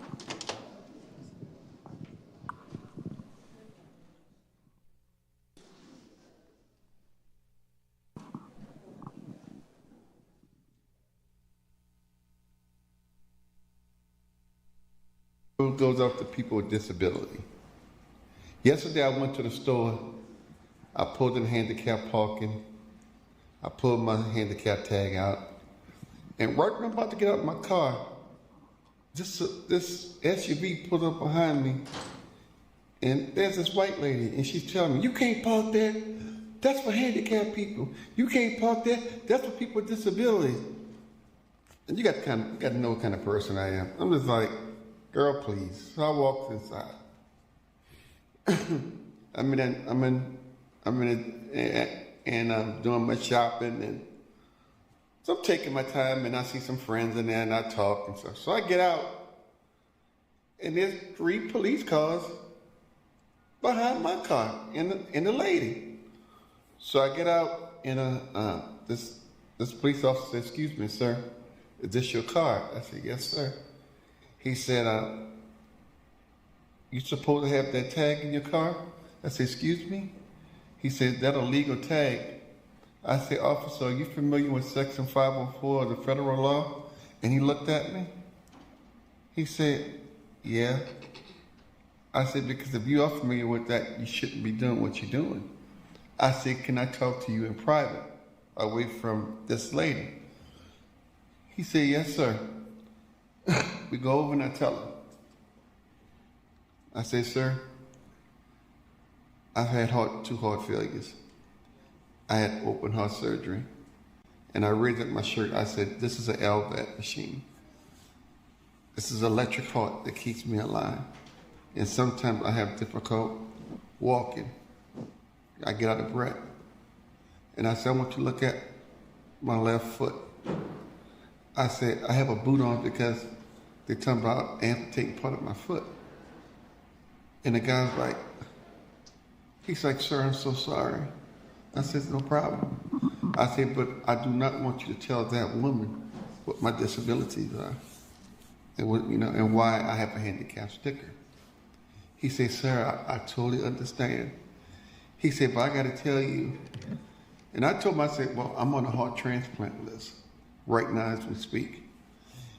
And he said, "I got to tell you," he said, you are the healthiest man I've ever seen in my life on the heart transplant list." He said, "Can I shake your hand?" And he shook my hand.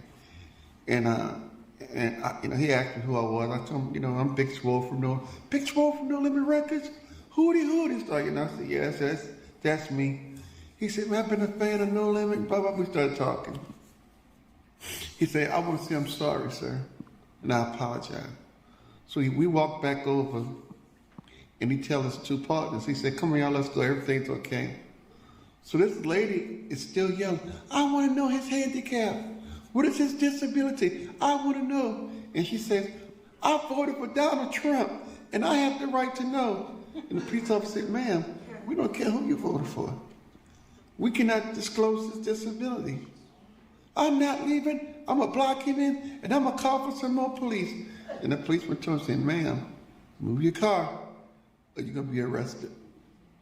They wound up arresting this woman because she refused to move her car, because she wanted to know what my disability was. She thought she had the right to know why I had a handicap sticker in my car, in my truck. And I told the policeman, "Do not tell that woman my information. I don't want her to know."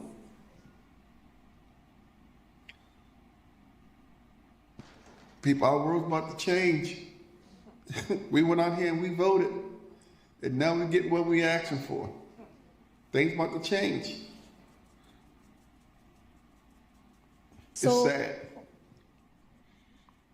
I'm a taxpayer. I pay property taxes. I pay federal taxes. I pay state taxes.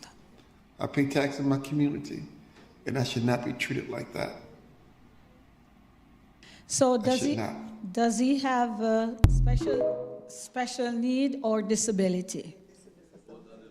But he said both of them. What do you say, special needs or disability? Disability. Now, you see, why I play this video, I want you to realize that there are some people who have a disability we do not know. So we should treat everyone with respect, with love, and compassion, because you don't know what is going on. I would love to do a program about some of the people that are here in this church. We see them almost every Sabbath. Do we know how to approach them? If they have a breakdown, what do we do? Do we yell at them? Do we lower our voices? Do we stay away? What do we do? I've seen people in here let go the door on one young lady who was in a wheelchair. I won't say her name. She was going in the bathroom and the person came up, boop, let go of the door, and she was in a wheelchair. We have to be careful of the things that we do. Also, I wanted to touch on legal guardianship. I want more people here when I do that topic, because this is a law that has been passed, and many more laws will be passed on legal guardianship. If you have a child with special needs, is it your right to file for legal guardianship? And under what circumstances do you file for legal guardianship? Both for children, and you can do it for adults too, the seniors. Because we have seniors in this church that they can only come to church once in a while because whoever they're living with is either not treating them right or they're not getting the help. And what do we as a church do to help those people, those senior members that are here, that is in need of our help? Some of us don't even talk to them because they don't look our norm. We are getting where they are if we live long enough. There was one church sister when Pastor Brown was here. I was in the office talking to Pastor Brown, and she came in and she said she was asking for money just to pay the, not Uber, the accessorize, yeah. Because the funds that she get was just to help with rent and her little, necessities that she need. And we said we would give her the funds, and we did give her. We gave her enough where it would cover a couple of months. But we haven't seen her since. So we were told she was moved from where she was. We don't know where she is. How caring are we? And the church can take a stand. I'm not saying we should railroad any family. Some of them don't even have families. So I'm just putting this in your head, because the next session we're going to have is to talk about the legal guardianship. I don't know if the panel want to share a little, because we're about to close. So go ahead, Sister Powell. I don't know a whole lot, but I know when I did have a client whose, I think it's his brother-in-law, wanted to be a legal guardian over him, I had to take him to the it was a family court? No, it was, I think it was civil court. And there's a bunch of papers they have to sign. It takes 2 medical doctors to be in agreement to say that this person can be the legal guardian. So they don't just hand over a person's rights just because they have an intellectual disability or mental health illness. There's a lot of process that takes place in order for that to happen, because the government, you can pretty much say that they oversee everything. And everything is not just given to a person like that. You have to prove a lot of stuff, have a lot of documentation in order to be that person's legal guardian. So I work alongside the department. I work for Cayuga Centers, which is an agency that works with the Department of Child and Family Services. And a lot of times when we talk about legal guardianship, we're talking about V dockets and N dockets, right? Where if you are a caregiver, or if you have a relative who you see is ill-treating, and when I say ill-treating, the child isn't getting, they might be getting the Social Security disability income, and that money doesn't go to the child, it goes to someone else. You can call CPS as a anonymous call and start the process, and then you go down to family court and you go through the system, the legal system. They will do an investigation, CPS will do an investigation to determine if that child is being maltreated. And sometimes in our minds, what we think is a maltreatment, it is not, because according to state law, it is what is the minimal care that a child needs to survive. So the home mightn't have a lot of furniture like yours, but does it have a place for the child to sleep?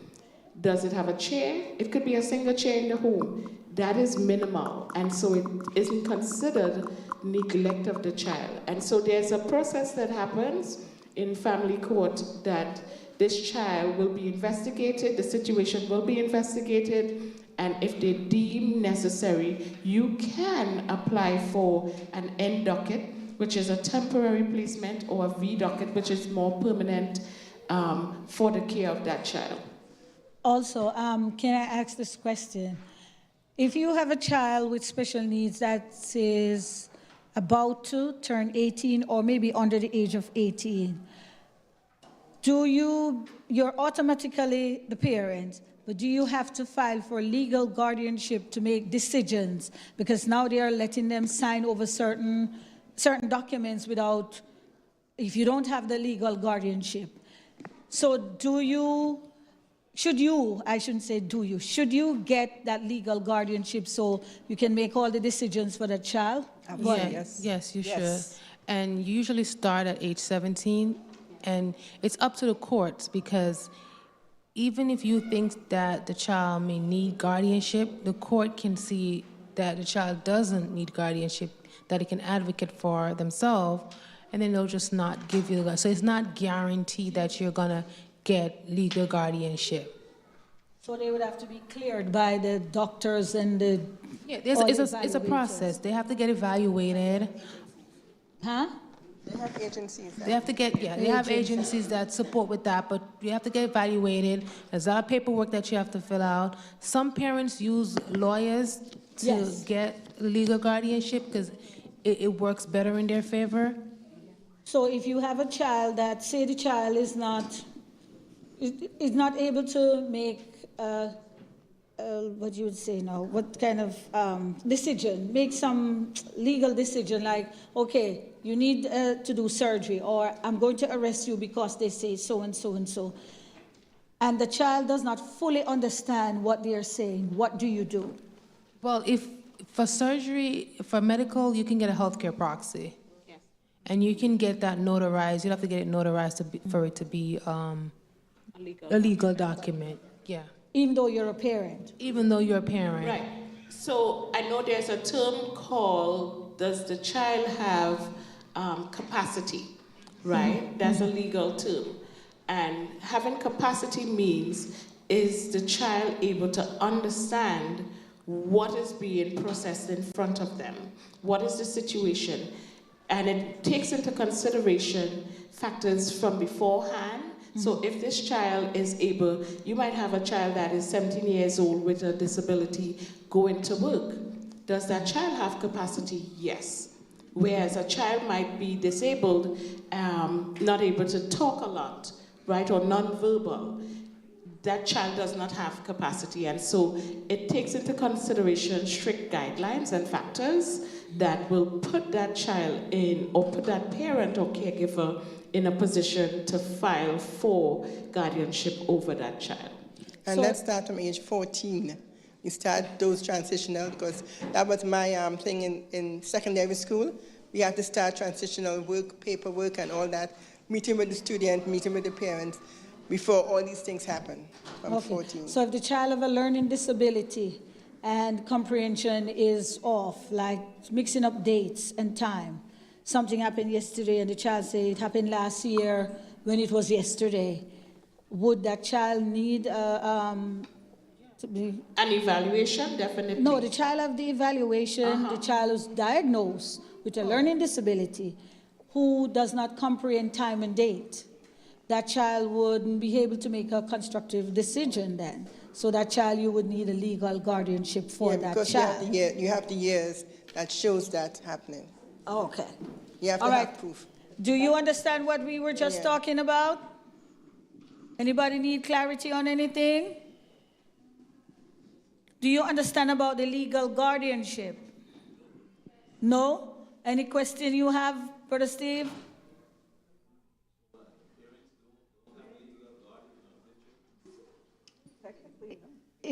Tell him, say it. Technically, no. You think because you're the parent, you automatically have rights.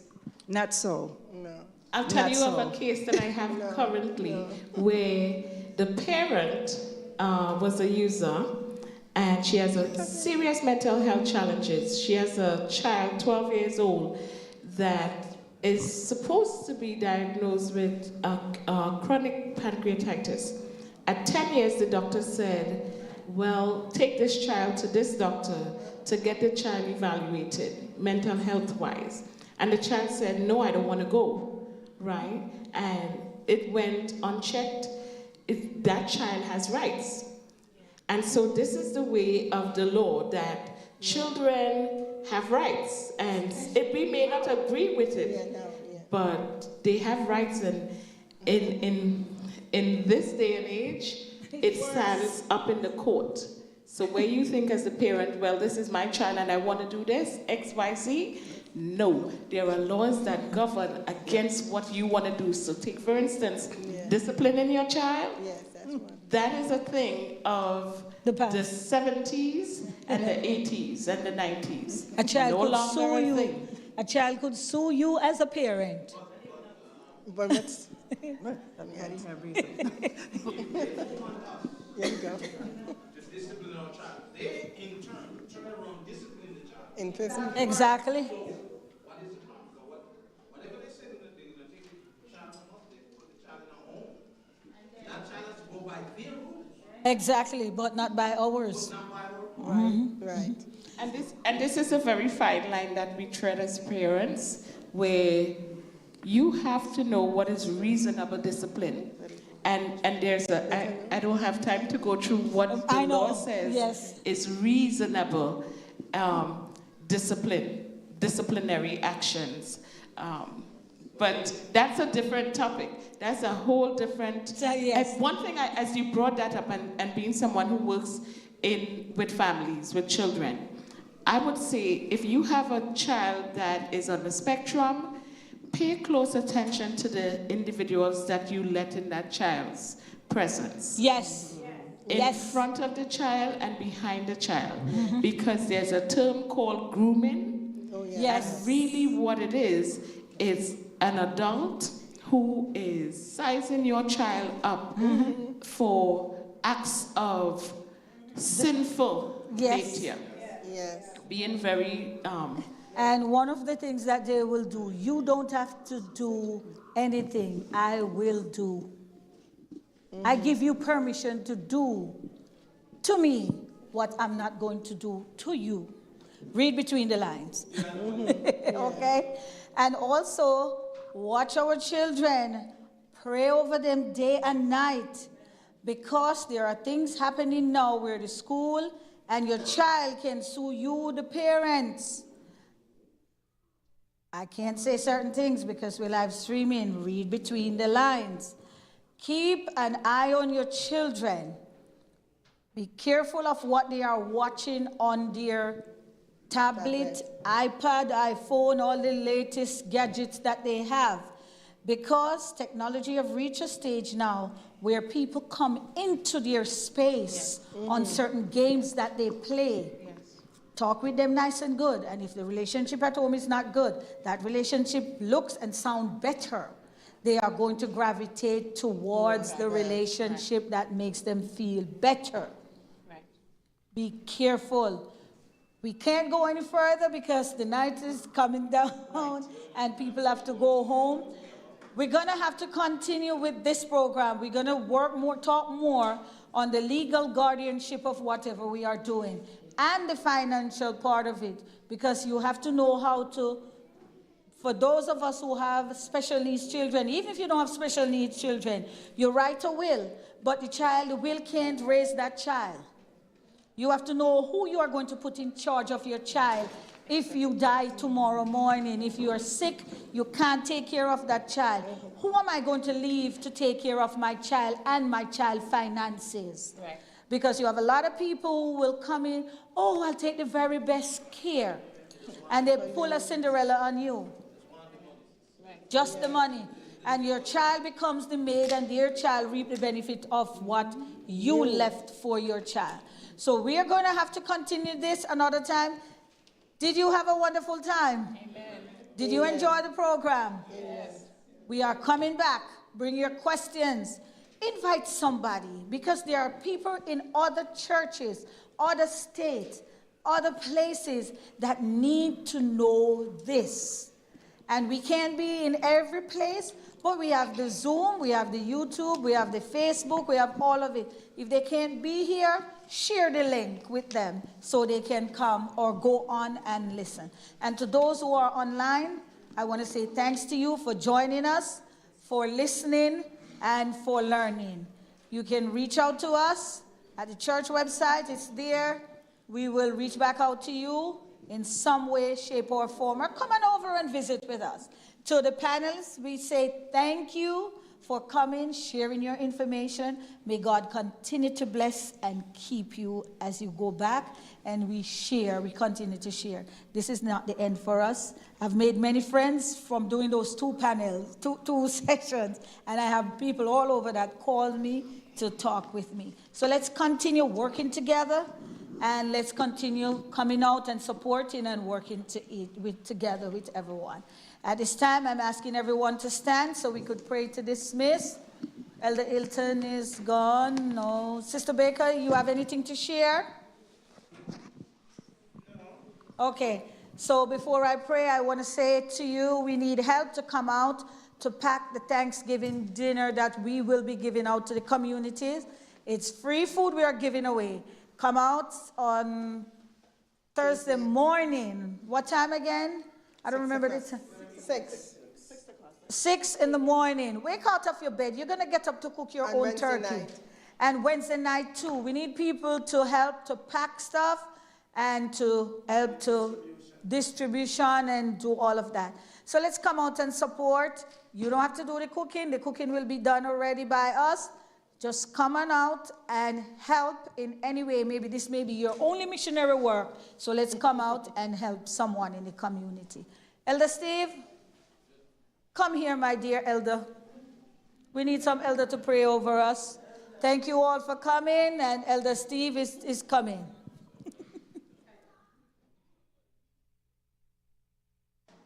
All right, good evening, everybody. I want to thank the panel. You guys did so well. I've learned a lot, especially when it comes to the children. I know this country is changing. No, they're no longer about God anymore. They just tolerate us as Christians, but they don't really be about God. It's all about them. But as God's children, God will always win. Amen?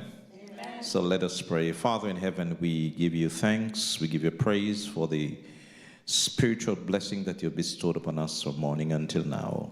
I want to ask you to forgive us of our sins and to cleanse us from all unrighteousness. To be with the panel, as black ladies, there was a time that they weren't accepted in this country. There was a time that women could not vote. And there was a time that they will always be under oppression. But we want to thank God to know that all these ladies here have gone to school, have educated themselves, and doing a wonderful job in society. May He continue to bless them. May He continue to open the windows of heaven and pour down blessing upon them that there is not room enough to receive it.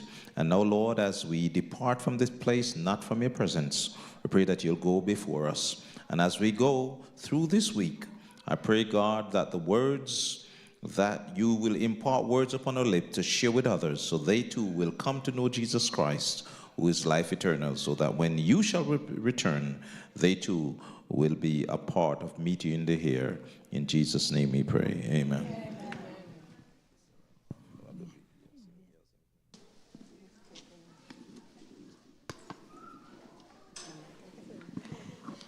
Good night, everyone. Thank you all for coming.